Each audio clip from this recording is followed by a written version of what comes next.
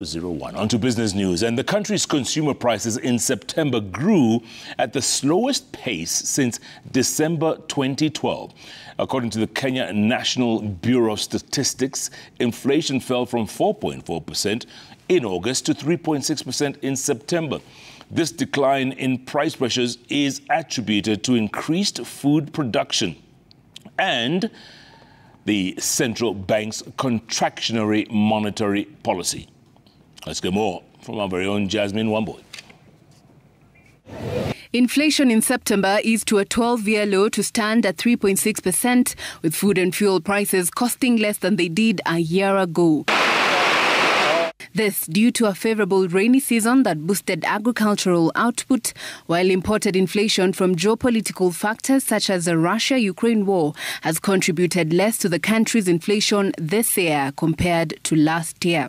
But just what does an inflation rate of 3.6% mean to the country's economic well-being? For countries such as Kenya, the right level of inflation is about 5%, and that's what the central bank tries to target. When you start moving away from 5%, either on the higher side, it means the economy is overheating, or on the lower side, it means the economy is cooling down, it's becoming anemic, and really it can start complicating your jobs situation as a country. And how does a country's inflation rate compare to nations across the world? As we speak, Egypt is having inflation of about 38%. Nigeria is facing inflation of about 33%. Countries such as Turkey are having 50% inflation. So if you look at Kenya's 3.6, it can look positively. But from an economic perspective, also when you get too low, it also starts showing that the economy is becoming anemic.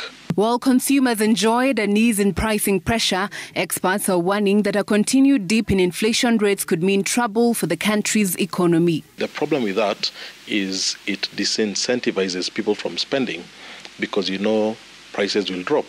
So for example, if I wanted to buy a car today, I might say, why don't I buy it in 3 months' time because prices will have come down. So you postpone expenditure, you postpone investing, and everybody starts hoarding money because they expect prices to drop. To stabilize inflation, the CBK lowered interest rates by 25 basis points in August to 12.75%. However, most commercial banks are yet to pass on these reduced rates to borrowers. The CBK is expected to hold its next policy meeting come Tuesday, where it is widely expected to lower interest rates further. Jasmine Wamboy, Citizen TV.